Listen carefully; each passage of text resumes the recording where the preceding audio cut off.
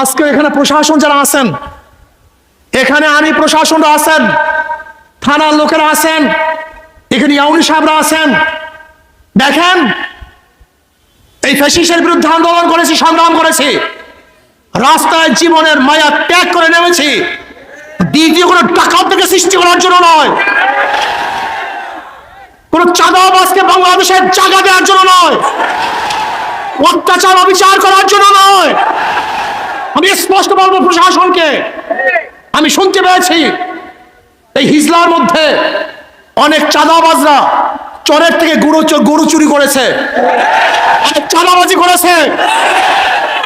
আমি এখানে বক্তব্য দিয়ে গেলাম, যদি চাঁদাবাজকে আপনারা অ্যারেস্ট না করেন, তাহলে আমি কিন্তু ঢাকা হিজলার যারা প্রশাসন আছে তাদের বিরুদ্ধে কমপ্লেন করতে আমি বাধ্য হবে কিন্তু ইনশাআল্লাহ।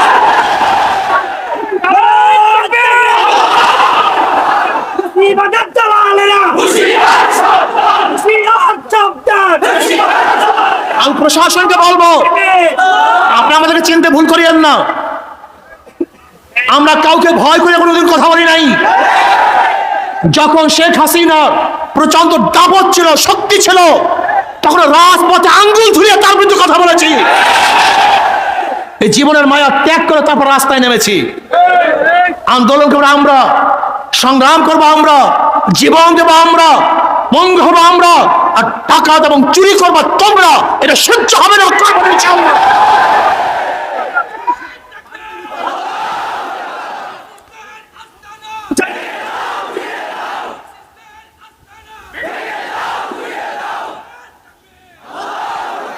আমি স্পষ্ট বলবো, যদি আপনারা এই বিচার না করেন, আমাদের কাছে জানা আছে, সাংবাদিকরাও জানে, সাংবাদিকরা চরিত্রহীন হবেন না, কোন দলের সাপোর্ট করবেন না, কোন ব্যক্তির সাপোর্ট করবেন না। এই দেশকে সাপোর্ট করেন, এই মাটিকে সাপোর্ট করেন, জনগণকে সাপোর্ট করেন। আমরা সব চরিত্রহীন হয়ে গেছি। আমরা কালোকে কালো বলি না, আমরা সাদাকে সাদা বলতে পারি না, আমরা রাত্রকে রাত্র বলতে পারি না, আমরা দিনকে দিন বলতে পারি না, আমরা খারাপকে খারাপ বলতে পারি না, আমরা ভালোকে ভালো বলতে পারি না। তুমি মানুষ না, তুমি একটা জানোয়ার। খারাপ তো খারাপই। আমি রাত্রকে রাত্র বলি, দিনকে দিন বলি, সাদাকে সাদা বলি, কালোকে কালো বলি। প্রিয় ভাইরা আমার,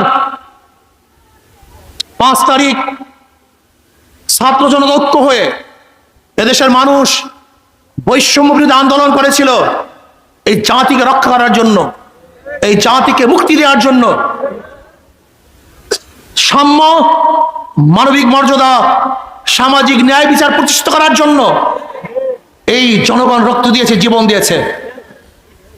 জনগণ গায়েবী মামলার থেকে বাঁচার জন্য রক্ত দিয়েছিল, জনগণ আয়না ঘর থেকে বাঁচার জন্য রক্ত দিয়েছিল, জনগণ আর ক্ষুধার্ত থাকতে চায় না, জনগণ মিথ্যা মামলার আসামি হতে চায় না, জনগণ আর রক্ত ঝরাতে চায় না।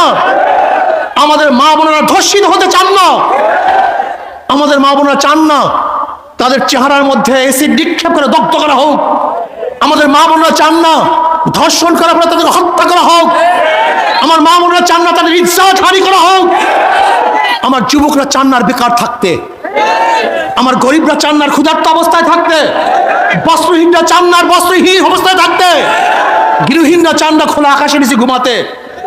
আজকে যারা চিকিৎসার অভাবে ধুকে ধুকে মরছে, তারা চিকিৎসার অভাবে ধুকে ধুকে মরতে চান না। আজকে যারা হাজারো গরিব সন্তান মেধাবী কিন্তু অর্থের অভাবে পড়াশোনা করতে পারে না, তারা চায় না মূর্খ থাকতে। আমরা দেশ করতে চাই যে দেশের মধ্যে থাকবে সাম্য, মানবিক মর্যাদা, সামাজিক ন্যায় বিচার, যেখানে থাকবে ছেলেদের অধিকার, কামারদের অধিকার, ঋষির অধিকার, চামারের অধিকার, মেতনের অধিকার, শ্রমিকদের অধিকার, যেখানে থাকবে পুরুষের অধিকার, মহিলাদের অধিকার, যেখানে থাকবে সমস্ত মানুষের অধিকার, মুসলমান, হিন্দু, খ্রিস্টান, বৌদ্ধ, যে বাংলাদেশের নাগরিক প্রত্যেকের অধিকারকে প্রতিষ্ঠিত করতে চাই। সেই দেশ আমরা চাই, এই দেশের কল্যাণ চাই, এই দেশকে মুক্ত করতে চাই। কিন্তু বুঝতে আমি সমস্ত জনগণকে বলবো, আজকে বাংলাদেশ স্বাধীন হয়েছে 53 বছর, অথচ সিঙ্গাপুর, মালয়েশিয়া সহ এই দেশগুলি একই সাথে স্বাধীন হয়েছিল। তাদের স্বাধীনতার বয়স একই টাইম, অথচ কোথায় সিঙ্গাপুর আর কোথায় বাংলাদেশ, কোথায় মালয়েশিয়া আর কোথায় বাংলাদেশের কারণটা কি? এর কারণটা কি? আমার যুবক বাবারা খুব ভালো মতো বোঝার চেষ্টা করো। মেধাকে কাজে লাগাও, জোয়ারে গাও ভাসাবা না, গরুর পালের মতো চলবা না। আল্লাহ তোমাকে গরু বানান নাই, মহিষ বানান নাই। আল্লাহ তোমাকে বিবেক দান করছেন, মেধা দান করছেন। তুমি মেধা দিয়ে কেন চিন্তা করবা না? এর কারণটা কোথায়? আজকে 53 বছর পর্যন্ত যারা ক্ষমতায় ছিল তারা জনগণের জন্য আইন প্রণয়ন করে নাই। সরকারে কিভাবে টিকে থাকবে, দল বলকে কিভাবে আঙ্গুল ফুলিয়ে কলাগাছ বানাবে এবং বটগাছ বানাবে, তারা সেই প্ল্যান করেছে। জনগণকে কিভাবে নির্যাতন করবে, নিপীড়ন করবে, জেলের মধ্যে ঢুকাবে, অবৈধভাবে তাদেরকে ফাঁসিতে ঝুলাবে, সেই আইন করা হয়েছে। কিন্তু জনগণের মুক্তির কোনো আইন করে নেই। দেখবেন যত প্রশাসনকে তারা পদোন্নয়ন করেছে, প্রশাসনকে হাজার জিনিস তারা দিয়েছে, এর কারণটা কোথায়? শুধু সরকার টিকে থাকার জন্য, জনগণের জন্য বাজেট করে নেই, তার প্রশাসনের জন্য বাজেট করেছে। তার প্রশাসনকে অনেক উন্নয়ন করেছে, উন্নতি করেছে, কিন্তু জনগণকে উন্নতি করে নেই। তুমি দেখেছো কত পদায়ন? সচিব এতজন, এডিশনাল সচিব এতজন, যুগ্ম সচিব এতজন, আবার সিনিয়র সচিব এতজন, শুধু বর্ধিত করছে এদের কোঠা। কিসের জন্য? সরকার টিকে থাকার জন্য। কিন্তু জনগণের পেটের অবস্থা কি, বস্ত্রের অবস্থা কি, বাসস্থানের অবস্থা কি, শিক্ষার অবস্থা কি, চিকিৎসার অবস্থা কি? আমি তো চ্যালেঞ্জ দিয়ে বলতে পারবো, আজকে এই হিজলার মধ্যে এমন একটা হসপিটাল নাই যে হসপিটালে একজন মানুষ সব চিকিৎসা নিতে পারে, আবার সব পরীক্ষা করতে পারে। এরকম হসপিটাল মনে হয় এই হিজলার মধ্যে নেই। তার মানেটা কি? 53 বছরে হিজলায় একটা হসপিটাল হতে পারে নাই। 53 বছরে হিজলায় এমন একটা প্রতিষ্ঠান হতে পারে নাই যে প্রতিষ্ঠানটায় সমস্ত ছাত্র পড়বে, ছাত্রীরা পড়বে আলাদাভাবে, তাদের প্রতিষ্ঠান হবে, বড় বড় ডিগ্রি গ্রহণ করবে, বড় বড় উচ্চ শিক্ষিত হবে। সেই প্রতিষ্ঠান কি হিজলায় আছে? কেন 53 বছরে নেই? কারণটা কি? কারণটা কোথায়? আজকে আমি তো দেখেছি 53 বছর আগেও যে কৃষকরা কৃষি করছে আজও একই অবস্থা আছে, যে ঠেলাওয়ালা ঠেলা গাড়ি ঠেলছে আজও একই অবস্থা আছে, যে ঋষি চামাররা কাজ করছে একই অবস্থায় আছে। যারা ভোট দিয়েছি তাদের ভাগ্যের কোনো পরিবর্তন হয় নাই, কিন্তু যাদেরকে ভোট দিয়েছি ওরা আঙ্গুল ফুলে কলা গাছ নয় বট গাছ হয়েছে। জনগণ ভাইয়েরা আমার, আপনি কি জানেন বাংলাদেশের অবস্থাটা কি? 18,000 কোটি টাকার ঋণী, 18,000 কোটি টাকা। আজকে এখানে যারা আছেন, যারা আজকে জন্মগ্রহণ করবে, বাংলাদেশের প্রত্যেকটা নাগরিক 1.5 লক্ষ টাকার ঋণ নিয়ে তারপর জন্মগ্রহণ করবে। 14 লক্ষ কোটি টাকা বিদেশে পাচার হয়ে গেছে। 14 লক্ষ কোটি টাকা, 98,000 কোটি টাকা ব্যাংক থেকে লুটপাট করা হয়েছে। আপনি জানেন বর্তমান পুঁজিবাদী অর্থনীতির অবস্থাটা কি? বর্তমান পুঁজিবাদী অর্থনীতি হলো গরিবকে গরিব বানাবে আর ধনীকে ধনী বানাবে। বিশ্বাস হয় না? খালি ঠিক পেয়েছেন, বিশ্বাস হয় না আপনাদের? ইমানের খুবই ত্রুটি আপনাদের। যেমন আজকে আপনি যাবেন হিজলা ব্যাংকে, একজন গরিব ম্যানেজার সাহেব আমাকে 5 লক্ষ টাকা ঋণ দেন। ম্যানেজার সাহেব কি বলবে? মর্গেজ আছে। হুজুর আমি তো গরিব মানুষ, কিসের মর্গেজ? মর্গেজ পাবো কোথায়? টাকা তো আপনার জন্য না, যার টাকা আছে ব্যাংক তাকেই টাকা দেয়, যার টাকা নাই ব্যাংক তাকে টাকা দেয় না, লোন দেয় না। তাই ব্যাংক কাকে লোন দিছে? চলে বলেন না কেন? আগের থেকে 5 লক্ষ টাকা আছে, ধনী, একবার ধনী। ব্যাংক তাকে 5 লক্ষ টাকা দিছে, কয়বার ধনী? তার ঋণ মাফ করছে, কয়বার ধনী? তার ইন্টারেস্ট মাফ করছে, কয়বার ধনী? তাই ধনীকে বর্তমান পুঁজিবাদী অর্থনীতি 4 বার ধনী বানায়। আর এই গরিব যারা আছেন না, যাদেরকে সিল দেন আর জিন্দাবাদ জিন্দাবাদ করেন, এই গরিবের পেটের মধ্যে 5টা লাথি। 5 লক্ষ টাকা আগের থেকে নাই 1 লাথি। ব্যাংক তাকে 5 লক্ষ টাকা দেয় নাই 2 লাথি। তার ঋণ মাফ হয় নাই 3 লাথি। তার ইন্টারেস্ট মাফ হয় নাই 4 লাথি। আর যেই বড় লোককে টাকা মাফ করা হয়েছে, ওই টাকা যদি বাংলাদেশ ব্যাংকে থাকতো, বাংলাদেশের নাগরিক হিসাবে তার অংশীয় ওই গরিব ছিল, বড়লোকদেরকে মাফ করার কারণে গরিবের পেটের মধ্যে কয় লাত্তি?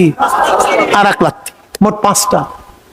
গরিব 5 বার গরিব হয় আর বড়লোক 4 বার ধনী হয়। এর জন্য বর্তমান পুঁজিবাদী অর্থনীতি ধনীকে ধনী বানায়, গরিবকে।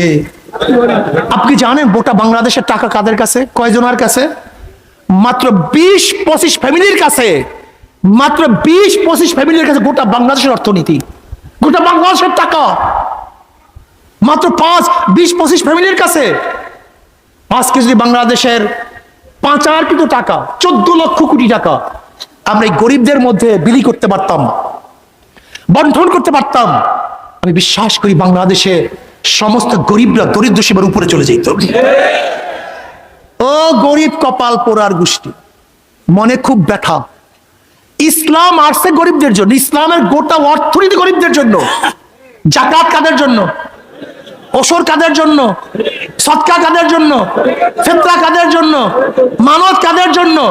দান কাদের জন্য? ইসলামের গোটা অর্থনীতি গরিবদের জন্য। অথচ কপাল পরা গরিব ইসলাম পছন্দ করে না, টাকা চোর লুচ্চা বদমাশদেরকে পছন্দ করে। আল্লাহ পাক কালামে পাকের মধ্যে ফরমান, ইন্নাল্লাহ লা ইগাইয়িরু মা বিকওমিন হাত্তা ইগাইয়িরু মা বিআনফুসিহিম। মানুষ যতক্ষণ পর্যন্ত নিজের ভাগ্যের পরিবর্তন নিজে না করে ততক্ষণ পর্যন্ত আল্লাহ পাক এই জাতির ভাগ্যের পরিবর্তন করেন না। আমরা নেমেছি রাস্তায়, আল্লাহ পাক আমাদের ভাগ্য পরিবর্তন করে দিয়েছেন। ঠিক আপনারা আপনাদের ভাগ্য পরিবর্তন করার জন্য চেষ্টা করেন।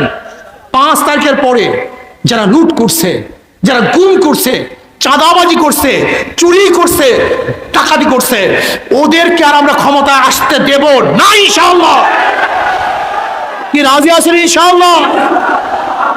ভাইয়ের আমার,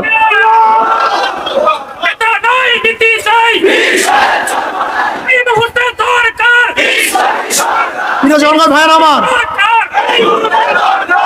জনগণ ভাইয়ের আমার, খুব ভালো মতো শোনেন, শোনার চেষ্টা করুন, শোনার চেষ্টা করুন। আজকে 53 বছরেও মানুষের ভাগ্য পরিবর্তন না হওয়ার কারণটা কি?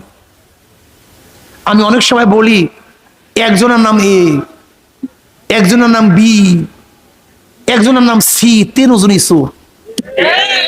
এ কি, বি, সি, 3টাই ক্ষমতা আছে। এ ক্ষমতায় কে? কি করবে? আন্দোলন, সংগ্রাম, বিপ্লব, হরতাল। হটাও এ, বসাও বি। কথা বলেন না, কি করবে? কি করবে?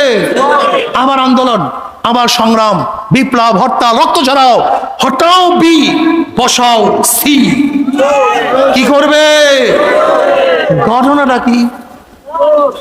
ঘটনাটা কি? খুব ভালো মতো বোঝেন, বোঝার চেষ্টা করুন। ওসি যায়, ঘুষ যায় না। কথা বলে না কেন? ডিসি পরিবর্তন হয়, ঘুষের পরিবর্তন হয় না। ডিসি যায়, দুর্নীতি যায় না। কারণটা একদিন চিন্তা করছেন?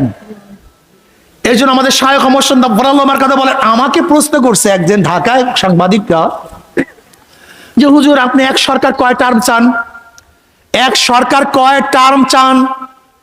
অনেকে তো প্রস্তাব দেয় 2 টার্মের বেশি প্রাইম মিনিস্টার একজন হতে পারবে না। আপনি কয় টার্ম চান? 1 টার্ম না 2 টার্ম? আমি বললাম ভাই, যদি চোর 1 বছর ক্ষমতায় থাকে 1 বছর চুরি করবে, আর যদি সৎ মানুষ 100 বছরও থাকে 100 বছর চুরি করবে না। চোর যদি 1 টার্ম থাকে, 2 টার্ম থাকে, ওরা চুরি করবে, ডাকাতি করবে। আর যদি সৎ মানুষ 100 বছর থাকে, কথা বলে না কেন? প্রমাণ কি? আমাদের চোরা বরিশালের মেয়র খোকন, আমাদের চোরা খোকন, ওই যে চুরি করিয়া ডাকাতি করিয়া মেয়র হইছে, নাম শোনেন না? চোরা খোকনের ক্ষমতায় ছিল কয়দিন মেয়রের? 8 মাস মাত্র। কয় মাস? পত্রিকায় দেখছেন চুরি করছে কত? 100 কোটি টাকা মাত্র 8 মাসে। তাও ভালো চোর এখন হইতে পারে নাই, রাস্তাঘাট চেনে নাই, দোকানদার চেনে নাই এখন পর্যন্ত। কথা বল, নতুন তো, নতুন চোর তো পুরাপুরি ঠিক পায় না কোন দরজা দিয়ে কোন জায়গায় চুরি আছে, কোন জায়গায় হাতটা দিলে বেশি পাবো। চোর নতুন, কিন্তু 8 মাসে কত টাকা? যদি 5 বছর থাকতো কয় হাজার কোটি টাকা চুরি করতো। তাহলে 1 টার্ম হোক, 2 টার্ম হোক, 1 দিন হোক, 5 দিন হোক, চোর থাকলে চুরি করবে, আর ন্যায়পরায়ণ সৎ মানুষ 100 বছর থাকলেও সে কোনোদিন চুরি করবে না। আসুন, এবার আসুন, বুঝুন, বোঝার চেষ্টা করুন। মাদার গাছ লাগিয়ে আমের আশা করা যায় না, তেঁতুল গাছ লাগিয়ে মিষ্টি ফলের আশা করা যায় না। ডাকাত, চোর, বদমাশ, ধর্ষকদের মাধ্যমে কোনোদিন ধর্ষণ বন্ধ করা যায় না। ডাকাতের মাধ্যমে ডাকাতি বন্ধ করা যায় না, চোরের মাধ্যমে চুরি বন্ধ করা যায় না, সন্ত্রাসের মাধ্যমে সন্ত্রাসী বন্ধ করা যায় না। আসুন, শুধু নেতা নয়, শুধু নেতা নয়, নীতির পরিবর্তন করি, নীতির পরিবর্তন চাই। শুধু নেতা নয়, নীতির পরিবর্তন চাই। পীর সাহেব জন্ম নাই, আগামী নির্বাচনে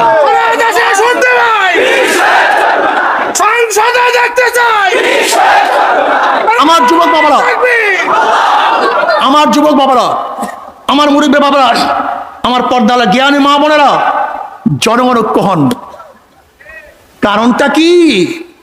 ওরা তো কিছু কুকুর পালে, যেমন কুকুরকে কিছু দিলে কুকুরের হুঁশ থাকে না, ঠিক ওরা এরকম কুকুর পেলে কিছু কিছু মানুষদেরকে অত্যাচার করে, বিচার করে, ভয় দেখায়। কিন্তু জনগণ যদি ঐক্য হয়, কুকুর আর টিকতে পারে না। আপনারা ঐক্য হন, জনগণ ঐক্য হন, ভোটাররা ঐক্য হন, জনগণ ঐক্য হন, ভোটাররা ঐক্য হন, জনগণ ঐক্য হন। যেই দলের মধ্যে চোর আছে, ডাকাত আছে, গুন্ডা আছে, ধর্ষক আছে, চাঁদাবাজ আছে, ওদের কবরে থুক মারি ওদেরকে প্রত্যাখ্যান করলাম, বয়কট করলাম।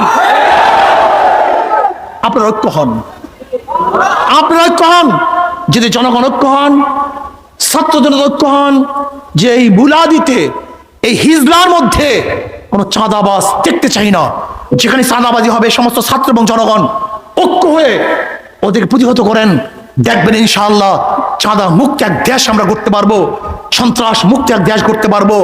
আর একটা কথা মনে রাখতে হবে, আমাদের বর্তমান সংবিধানের মধ্যে জাতীয়তাবাদ, ধর্মনিরপেক্ষবাদ, সমাজতন্ত্রবাদ এবং গণতন্ত্রবাদ, এই 4 ভিত্তিতে দেশ চলতেছে। কয় ভিত্তি? কিন্তু 53 বছরে এই 4 মূলনীতি আমাকে শান্তি দিতে পারে নাই, জনগণকে মুক্তি দিতে পারে নাই। আমরা সবুজ বাংলা দেখেছি, সোনার বাংলা দেখেছি, নতুন বাংলা দেখেছি, ডিজিটাল বাংলা দেখেছি, স্মার্ট বাংলা দেখেছি। আর আমরা ডিজিটাল বাংলা দেখতে চাই না, সবুজ বাংলা দেখতে চাই না, এবার ইসলামী বাংলা দেখতে চাই। কি বাংলা দেখতে চাই? ইসলামী বাংলা দেখতে চাই। কে রাজি আছেন? নারায়ে তাকবীর, নারায়ে তাকবীর।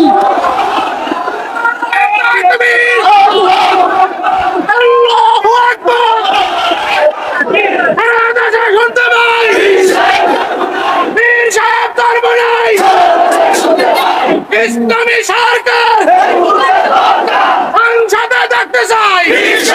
আসুন, আসুন,